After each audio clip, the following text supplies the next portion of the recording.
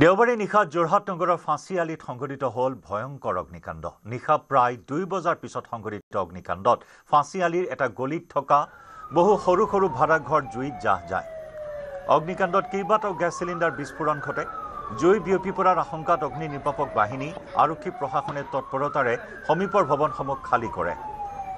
অৱশেষত অগ্নি নিৰ্বাপক বাহিনীয়ে কেইবা ঘণ্টাজোৰা প্ৰচেষ্টাৰ অন্তত জুই নিৰ্বাপন কৰিবলৈ সক্ষম হয়।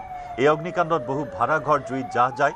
প্ৰায় 25টাকৈ পৰিয়ালৰ সা সম্পত্তি সম্পূৰ্ণৰূপে জুইত জাহ যায় আৰু সেই স্থানত ৰখাই থোৱা এখন গাড়ীও জ্বলি চাৰখাৰ হয় এই বিধ্বংসী অগ্নিকাণ্ডত। সৌভাগ্যক্ৰমে অৱশ্যে এই অগ্নিকাণ্ডত হতাহত হোৱা নাই কোনো লোক।